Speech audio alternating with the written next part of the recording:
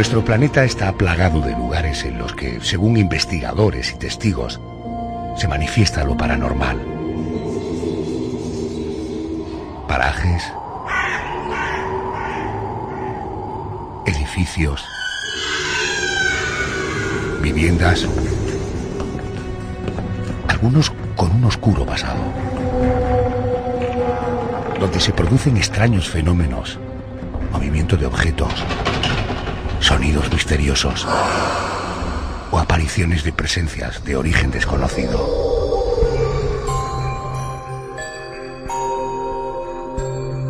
Esta noche vamos a viajar a una provincia española llena de encantos, a la que no le faltan enigmas. Me refiero a Barcelona, cuya geografía, además, guarda misteriosos acontecimientos sobrenaturales. Acompañados de los mejores guías, vamos a adentrarnos en enclaves de muy distinto tipo. Una fortaleza militar en Santa Coloma de Cervelló, que parece conservar sonidos y presencias del pasado. Un hotel abandonado a las faldas de la montaña de Montserrat, donde en ocasiones cuentan que se manifiestan los antiguos pacientes de lo que fue durante un tiempo un hospital de campaña. Y dos pueblos malditos, Jafra del Garraf y Sabasona, antiguas aldeas ya abandonadas, en las que se sigue manifestando lo insólito.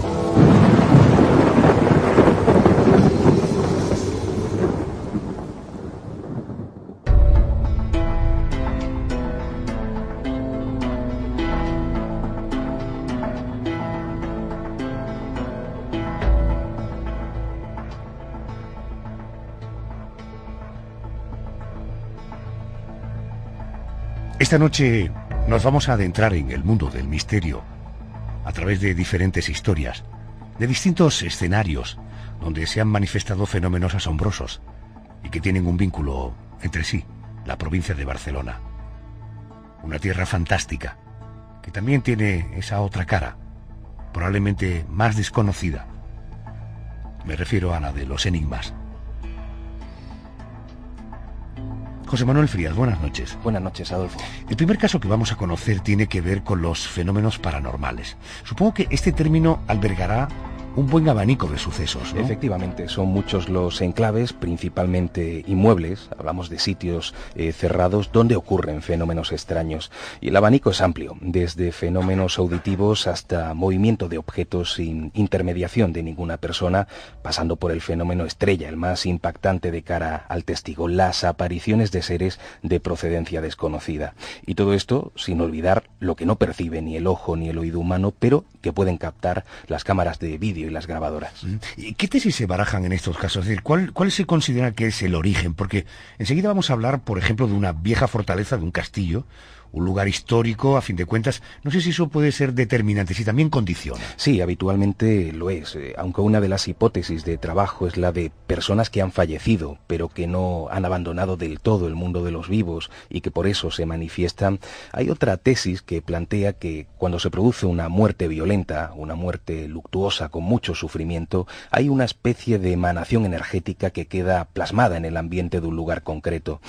A ese proceso se le conoce como impregnación ambiental, y no se trataría de un espíritu, de un ser inteligente, sino de una especie de remanente energético que a veces reproduce las escenas que se dieron en vida. Por ponerte un ejemplo, en una fortaleza se podrían oír detonaciones, entrechocar de espadas, gritos de dolor o incluso el caminar de un ser fantasmal, pero sin interactuar, deambulando siempre por el mismo sitio y de la misma manera tal y como lo hacía en vida.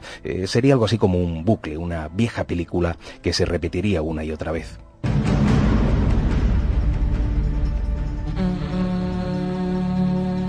Como decíamos, vamos a iniciar este viaje por los fenómenos más misteriosos de la provincia de Barcelona, situándonos en la localidad de Santa Coloma de Cervelló. Allí existe una fortaleza conocida como Torre Salvana. Es muy popular desde hace tiempo por los sucesos extraños que en ella aseguran haber vivido multitud de testigos. Para hablar de esta fortaleza, hemos invitado al investigador José Antonio Roldán. Él es autor de obras como Veracruz, o La búsqueda, o Diario de un psicólogo. José Antonio, muy buenas noches. Hola, muy buenas noches. Enseguida vamos a hablar de esa parte histórica del castillo de Torresalvana, que sitúa su origen a finales del primer milenio, pero hay quien habla de un posible origen celta. ¿En qué se basa esa creencia?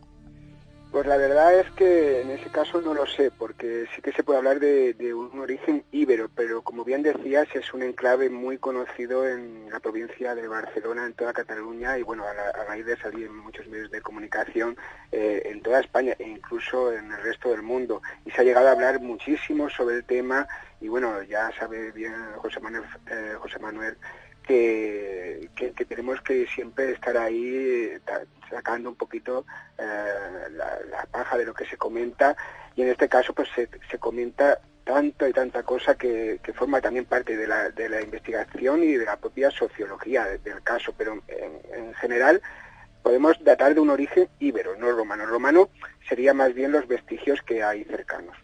Buenas noches, José Antonio, por cierto, que estoy por aquí. Muy buenas noches. Oye, la primera referencia escrita que existe sobre los habitantes de esta fortaleza data del año 992. Pero a nivel de memoria popular, ¿se tiene constancia de otras civilizaciones, ya sean romanas o árabes, que hayan habitado allí, que hayan vivido allí?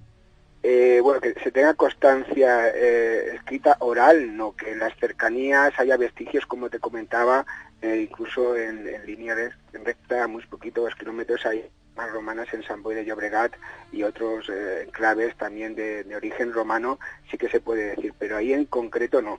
Aunque sí hay que decir que, bueno, la gente pues piensa que sí, pero bueno, como te comentaba antes, nos tenemos que basar en las pruebas, Correcto. en los hechos. No te puedo decir que es una creencia, sí, que tenemos hechos que comprobar o comprobados o por comprobar al día de hoy, no. Decíamos que la primera referencia escrita que existe es del año 992. ¿Quiénes fueron los dueños de la fortaleza a partir de aquel año 992? Bueno, se tiene constancia de que Enec Bofil, compra la fortaleza a los condes de Ramón y en Bengol, y es una fortaleza que ha tenido bastantes dueños, han pasado muchísima gente, y de ahí lo que comentabais antes, la historia, tanto de la historia, nunca mejor dicho, como la historia paranormal que puede haber, porque se ha muerto muchísima gente ahí en circunstancias normales y no tan normales, porque, por ejemplo, te comentaba que a consecuencia de la Guerra Civil Catalana en el 1224, ya de por sí la fortaleza queda bastante destrozada. De hecho, se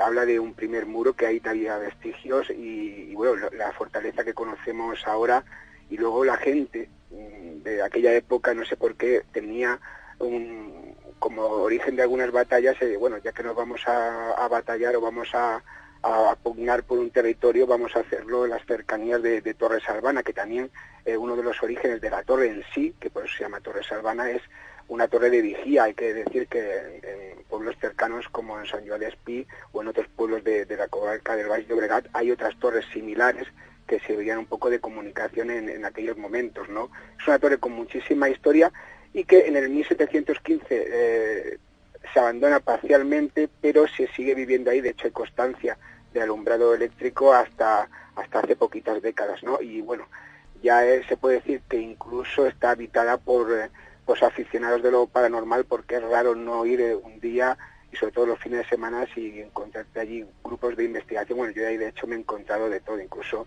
hasta el rodaje y una sesión de fotografías para una revista subida de tono. Correcto. Así, imagínate. Correcto. Hecho el contexto histórico, entramos en materia. José Antonio, si entráramos ya en el ámbito de los fenómenos extraños de Torresalvana, parece que hay uno que presenta similitudes con esa famosa llorona latinoamericana. Se habla de la aparición de una mujer mayor, ¿verdad? Sí, se habla de una mujer mayor que tú comentabas, la similitud sería por ese hecho de encontrarse, pues como siempre, muy agitada, vistiendo ropa oscura, con un delantal o mandil de lana, un pañuelo siempre gris en el pelo, siempre está como quejándose, ¿no? Y lo que hace, porque esto sí que es una aparición que nos han comentado, y es una aparición de un fantasma porque interactúa con la gente es, por ejemplo, de hecho, conocimos el caso, tanto mi hermana Marisol Roldán como yo, a raíz de que un joven nos comentaba que es un lugar, hay que decirlo, que las parejas pues van allí a intercambiar amor, ¿no? Por decirlo de alguna manera, y este joven en la época de los 90, a principios de los 90, fue con su novia, y bueno, lo que se creía él que era una anciana de carne y hueso, picó en un momento de la noche, que luego pues nos comentaba que hace una mujer a la 1:00 de la noche, pues picando la ventanilla de un coche, ¿no? Pues le picó la ventanilla de un coche, y cuando del coche donde estaba, que los pidió en plena faena, y cuando fue a salir a ver qué quería alguna mujer, la mujer se esfumó en la nada, ¿no? Entonces estamos viendo que es una que interactúa, ¿no? con la gente, y que hay bastantes personas que dicen haberlo visto. A raíz de que sale el caso a nivel nacional, también muchos grupos de investigación, incluso investigadores, me comentaban haber visto lo que decían ellos o describían como dicha anciana. ¿Y qué nos puedes contar de esas dos jóvenes vestidas con camisón que me han dicho que se aparecen y desaparecen por los corredores de la fortaleza?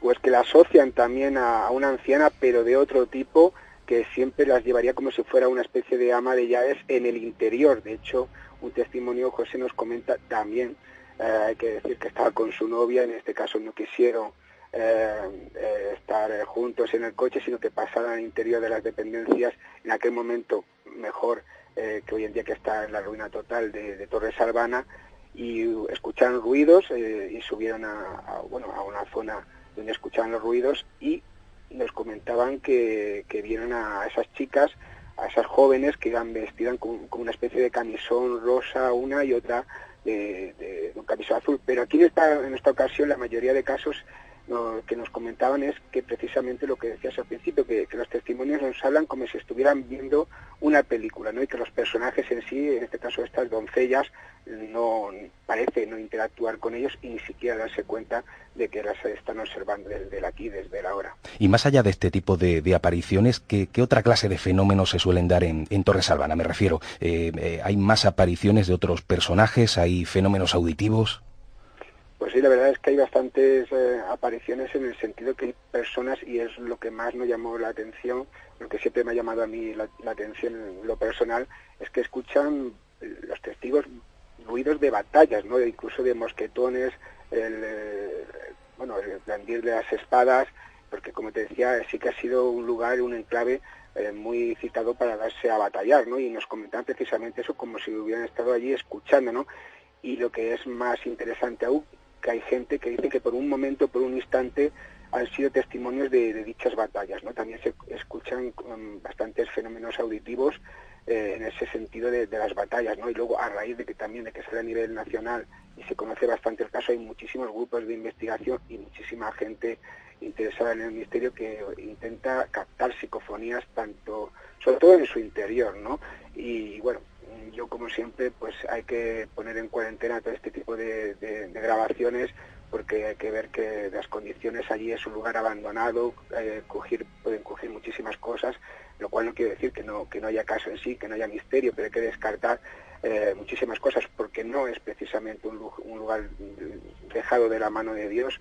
Está la colonia Güell muy cerquita, la cripta Gaudí, hay un geriátrico, un centro deportivo cercano, y como te decía, es un lugar dado para que las parejas vayan allí a intercambiar muchas cosas, ¿no? Sí, sobre eso precisamente te quería preguntar. Además de los fenómenos extraños que se han dado en la fortaleza en sí, que ya nos has contado, parece que los habitantes de la zona ya venían hablando de apariciones en lugares cercanos, en cruces de camino. ¿Esto es verdad? Sí, incluso en una cruz que está muy cercana a la colonia Güell, a una ermita incluso que hay a su derecha, también nos comentaban desde hace muchísimo tiempo que ven sombras pasar, y en algunos casos no la identifican en sí con Torres Albana, porque ven personas, o nos comentan ver personas totalmente humildes, con vestiduras humildes, pero que también, por lo que parece, es como si estuvieran viendo una película, no interactúan en ese momento con ellas, pero sí que lo ven desde hace bastante tiempo. Es una zona que tenemos muchos testimonios, que hay muchas personas que comentan haber visto sombras, y en Torres Albana, pues como diciendo, han visto de todo, y ha sucedido y sigue sucediendo, porque es un caso realmente vivo, sigue sucediendo de todo. José Antonio Roldán, gracias por atendernos a estas horas. Gracias y buenas noches. Pues muchísimas gracias, y gracias por hablar de misterio. José Manuel, hace unos instantes hablabas de la impregnación ambiental. Es una especie de emanación que queda en un lugar después de que alguien haya experimentado un gran sufrimiento antes de morir. Esto decías. Precisamente vamos a conocer ahora las ruinas de un viejo hotel que durante un tiempo fue hospital de campaña. ¿Este tipo de enclaves suele albergar fenómenos paranormales? Sí, por supuesto, los inmuebles, sean del tipo que sea, pero que en un momento de su historia han sido hospitales de campaña, creo que son buenos candidatos a convertirse en escenario de sucesos insólitos. En general, los hospitales en sí ya lo son. Te puedo asegurar que sería raro encontrar una provincia de nuestro país que no tenga casos de fantasmas en hospitales convencionales, y casi siempre son apariciones relacionadas con personas que han fallecido en ellos. Pero los hospitales de campaña, quizá debido a las épocas convulsas en las que se usaron, hablamos de personas mutiladas, de hombres y mujeres ya moribundos cuando entraban en ellos, parecen tener un poquito de más peso a la hora de crear esa impregnación ambiental.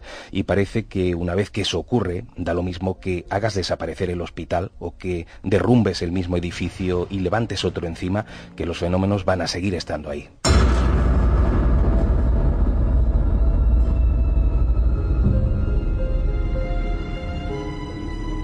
Nuestra siguiente parada será el viejo Hotel Colonia Puig, ubicado a las faldas del santuario de Montserrat. Los actos vandálicos que ha sufrido en los últimos años lo han convertido en un edificio en ruinas. Pero dicen que algo ha quedado atrapado en su interior, algo invisible pero palpable para los curiosos que acceden a este lugar. En esta ocasión vamos a hablar con otro destacado investigador catalán. Él es Fran Recio, director y presentador del programa Enigma 03 y autor de numerosos reportajes sobre diversos misterios. Fran, buenas noches y bienvenido a COPE. Hola, muy buenas noches, muchas gracias. Fran, queda muy poco de lo que fue en su día el Hotel Colonia Puig, pero en su momento era un edificio de gran belleza, ¿verdad? Sí, bueno, de hecho el Hotel Colonia Puig fue diseñado con un alto lujo y de hecho era para todo lo que en su día pues era la burguesía, ¿no? La burguesía más alta catalana. Bueno, todavía se puede encontrar algún legajo, algún escrito en su interior que precisamente nos habla pues de aquellas comidas, de aquellos menús especiales que se hacían pues años atrás. Como bien dices, hoy queda muy poquito de lo que es el Hotel Colonia Puig. Se han intentado hacer remodelaciones, se ha intentado pues volver a reconstruir, se ha tapiado en numerosas ocasiones, pero entre los actos vandálicos y sobre todo las inclemencias del tiempo, pues bueno, hoy prácticamente es una ruina, pero una ruina que podemos decir que está viva, entre comillas. Uh-huh. En el año 1936, un año clave en la historia de nuestro país, el hotel se convierte durante un tiempo en hospital de campaña, un lugar donde el miedo, el dolor y la muerte eran frecuentes. ¿Podría eso estar relacionado con los fenómenos que hoy día se manifiestan allí? Pues claro, todo forma parte de la hipótesis, ¿no? De lo que nosotros creemos o podemos constatar a través de diferentes investigaciones. Yo estoy convencido de que sí, estos lugares donde se han vivido estas historias, este sufrimiento, ¿por qué no decirlo? Porque como bien decías, en el año 36, pues el gobierno militar decidió usar estas instalaciones como hospital de campaña. Entonces, pues bueno, tanto sufrimiento que albergó en su interior, de alguna manera yo estoy convencido que en algún lugar de ese espacio-tiempo, entre sus muros, de una manera que a día de hoy no podemos explicar, pero ese sufrimiento, ese sea lo que sea, entre comillas, todavía lo alberga y todavía está presente, y bajo determinadas circunstancias pues puede haber esa especie de comunicación.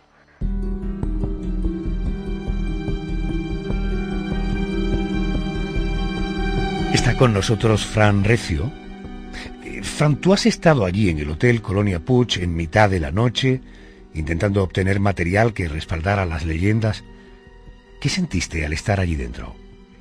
Bueno, hay que decir una cosa que parece un tópico, ¿no? Pero el hotel no es lo mismo si uno lo visita de día que si lo visita de noche. Quizás esa oscuridad pues nos hace tener los sentidos más abiertos, estar más expectantes, pero realmente es un lugar, primero, que se siente esas sensaciones de esa pesadez en la cabeza, esas sensaciones de inquietud, sin necesidad de ser especialmente sensitivo. Yo no lo soy, pero sí que se respira ese halo de misterio, esas sensaciones, y bueno, hemos vivido algunas experiencias en primera persona que desde luego nos hacen como mínimo tener muy presente de que algo, sea lo que sea, pues está allí y parece en determinados instantes pues cobrar esa especie de vida, entre comillas, podemos decir. Aquella noche, por cierto, Fran, te hiciste acompañar de personas, vamos a decir, sensitivas, que iban contando a medida que entraban en Colonia Puig. Claro, es que el tema es que hemos visitado numerosos lugares, iconos del misterio, como pueda ser Belchite u otros tantos, ¿no? Pero este lugar alberga una sensación muy especial. Siempre nos hablaban de esa intranquilidad, ¿no? Otras veces te hablan de que sí, de que quizás están notando algo que puede ser muy cuestionable, ¿no? Y lo podemos poner entre paréntesis, ¿no? Como que notan sensaciones y tal. Pero todas las personas que han visitado sienten y dicen lo mismo, una extraña pesadez y algo como que te invade todo el cuerpo, ¿no? Una especie de sensación de tristeza, de remordimiento, una sensación muy extraña, pero que desde luego en muy pocos casos es positiva, como no sucede en otros lugares. Sí, pero Frank, quizá un cierto condicionamiento psicológico te puede llevar a tener esa sensación, ese estado. ¿Vivisteis algún fenómeno extraño o captasteis algo en las cámaras o en las grabadoras? Hemos captado numerosos registros psicofónicos, incluso pues esas especies de raps, ¿no? Que claro, uno puede decir, bueno, pues un edificio en ruinas es lógico, es normal que haga ruidos, y más en la noche pueden haber alimañas, ratones, etcétera, ¿no? Pero claro, cuando parece que hay un cierto código entre pregunta, respuesta, que de alguna manera están interactuando, o esas voces psicofónicas, pues claro, como mínimo te da que pensar. El tema de la sugestión es muy cierto, ¿no? Muchas veces pues la sugestión se impone en este tipo de lugares, pero siempre hay que tener en cuenta que nosotros hemos visitado muchísimos, ¿no? Y hay algunos que incluso tienen un halo de misterio muy superior, como pueda ser Belchite, pero la sensación no es la misma, y uno llega a cambiar esa sensación de miedo y de sugestionabilidad realmente por esa impaciencia de sentir, ¿no? Y realmente de estar expectante a esos estímulos, ¿no?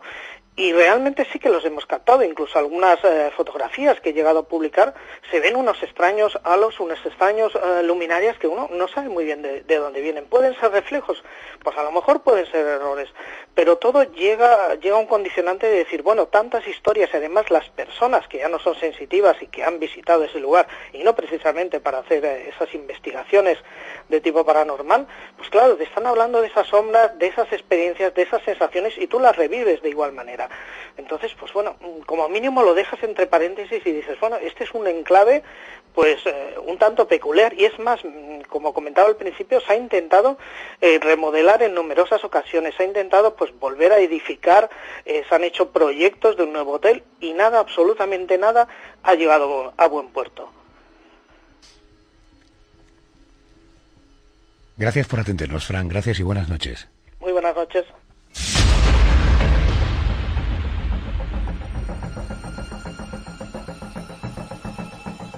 A veces la tradición popular nos habla de pueblos malditos. Y eso es algo que llama mucho la atención de los amantes del misterio. Es habitual que se desplacen a las ruinas de antiguos núcleos urbanos. José, ¿cómo podríamos definir un pueblo maldito?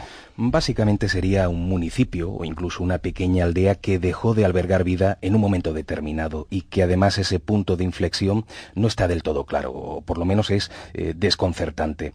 Algunos de estos pueblos dejaron de ser habitados sin explicación aparente, otros sufrieron casi como una especie de maldición, el azote de plagas o de epidemias, y como explica la tesis de la impregnación ambiental, de la que hemos hablado antes, algo parece haber quedado grabado de forma invisible pero palpable en estos enclaves. En muchos de ellos se perciben presencias, se oyen voces o incluso se han grabado psicofonías.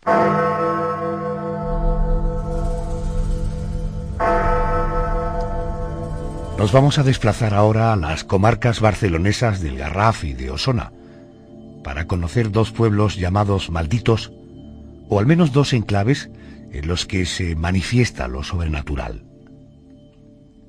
Nuestro guía en esta ocasión será Miguel Aracil, sin duda el investigador y divulgador más destacado de Cataluña.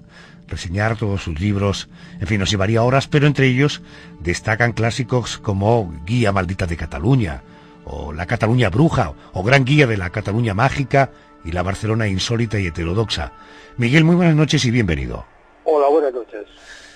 Miguel, ¿es cierto eso que cuentan de una niña que murió en un pozo y que aún se aparece ante los visitantes? Bueno, esto es una leyenda que se da en diversos lugares, no solamente de Cataluña, sino en diversos lugares de España. Esta misma leyenda la he escuchado yo en la zona del Matarraña, que está en Aragón, y en diversos lugares de Cataluña, y seguro que en cualquier lugar de España. O sea, eso de ser cierto, eso es muy difícil de creerlo, ¿no? Pero es una leyenda que se va repitiendo. Continuando en este enclave de Jafra del Garraf, se dice, Miguel, que en el cementerio ocurren fenómenos extraños, pero las crónicas señalan sobre todo algunas viviendas en particular. ¿Qué es lo que suelen contar los testigos? Pues mira, muy fácil. El tema de Jafra del Garraf lo di a conocer yo exactamente cuando me licencié hace de esos 39 años. O sea, y escribí el primer reportaje cuando todavía la gente no sabía ni que existía. Entonces, Jafra del Garraf es verdad que suceden fenómenos paranormales a nivel de psicofonías, de las pocas psicofonías buenas que yo he escuchado y que he obtenido, son poquísimas, un 2% y es mucho, en el cementerio, al lado de un ciprés que hay allí, un cementerio profanado y lógicamente olvidado, allí sí que recogimos alguna psicofonía, después de hacer muchas, alguna psicofonía en la que se oía la voz de una niña, o de una criatura, niña o niño, llamando a su mamá. Eso sí que es verdad, eso lo he visto yo. Y ya digo, de hace 39 años, estamos hablando, ya digo, cuando antes de que se popularizara y se volviera aquella una feria, allí lo que era la iglesia, ya digo, es un pueblo abandonado, es del siglo XII, aquel pueblo se remonta, allí sí que se daban una serie de extraños fenómenos, como eran los raps, en inglés, criptología, golpes, ¿no? Después cambio de temperatura, lo que a la gente les interesa el fenómeno paranormal, llaman las termogénesis. Y en ocasiones se oyen así de vibraciones de algunos de los pocos muebles que quedaban en aquella época, que ya no queda ninguno, porque incluso actualmente, la última vez que estuve, lo han vallado totalmente el pueblo para evitar que los vándalos acaben con las pocas ruinas que quedan, pues había vibraciones. Los pocos muebles carcomidos que habían se movían solos, y hemos de pensar que en aquel tiempo la gente que habita más cercana estaba como 6 kilómetros andando, y además no había carretera como hay ahora un poquito. Pero es curioso, Miguel, cómo se habla incluso de otras apariciones, o sea, el abanico es amplio. Se menciona un niño ahogado, se habla de una chica de la curva. ¿Qué podría haber de sugestión y qué podría haber de realidad en este tipo de testimonios? En Jafra, bueno, quien dice esto se lo inventa. Primero, curva no, porque chica de curva no, porque los coches prácticamente ni llegan. Allí se puede llegar con un todoterreno o con mucho cuidado. Por lo tanto, quien diga la chica de curva se lo inventa, como tantas cosas que se inventan en el mundo de lo paranormal y de lo pseudo paranormal. Un chico ahogado, pues eso ya lo he escuchado a algunos investigadores, pero como no tengo yo una fuente cierta, lo dejo en cursiva y me quedo con la duda. Yo te digo, yo lo que conté en aquellos reportajes de hace tanto tiempo y en varios de mis libros es exactamente, en el último, en el de Pueblos Abandonados, Pueblos Malditos, es lo que vi en persona y lo que investigamos, que eran las psicofonías, cuando se podía entrar a la iglesia, que por desgracia después todavía se ven los 666 y las cruces, hay alguna cruz invertida, por tanto se volvió, ya digo, una feria del mundo pseudo-esotérico. Pero ya digo, los demás para mí son propinas que han ido añadiendo investigadores y pseudo-investigadores. Pues si te parece, Miguel, vamos a dar un salto a la comarca de Osona. Hablamos del pueblo de Sabasona, donde se encuentra el conocido como Bosque Mágico de Cataluña. ¿Dónde reside la magia a la que hace alusión este nombre? Sí, mira, Sabasona no es un pueblo, Sabasona es el bosque, una zona. De Sabasona es una zona telúrica tremendamente interesante, presidida por un antiguo templo medieval y rodeada de antiguos restos arqueológicos. La mayoría son megalíticos del Mesolítico, y también hay restos de un poblado ibérico. Y hay una roca enorme, que se ha hecho famosísima, allí hemos hecho bastantes programas de televisión, que se conoce como la Roca de los Sacrificios o Roca de los Sacrificios. Y allí, y aparte, hay una serie de grandes rocas llenas de insculturas, grabados. Está la roca de las cruces, la roca de las bruchas, roca de las brujas, y ahí desde que yo me acuerdo, allí siempre se han hecho rituales de todo tipo, ¿no?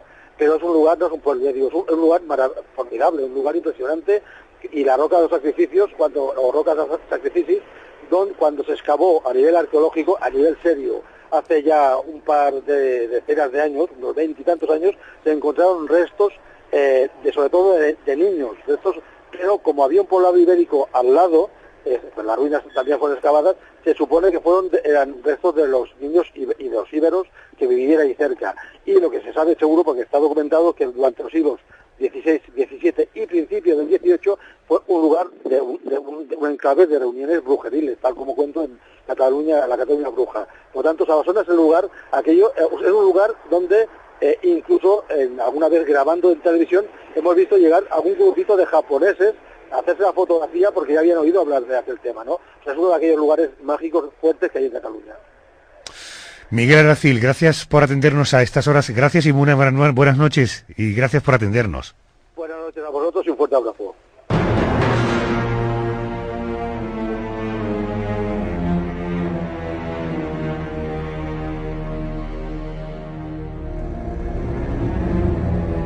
Esta noche hemos conocido algunos lugares a los que rodea el misterio. Lugares donde los testigos aseguran haberse enfrentado a sucesos de difícil explicación. Enclaves muy diferentes entre sí. Si esta misma noche alguien se atreviera a acercarse a alguno de esos lugares, muchos pensaríamos que es un valiente. ¿Tú te acercarías, Frías? Yo ya me he acercado en varias ocasiones y además algún día te voy a invitar a visitar uno de estos puntos para mitigar un poquito esa postura escéptica que tienes. Hoy no. Mañana. Estupendo. Buenas noches. Buenas noches.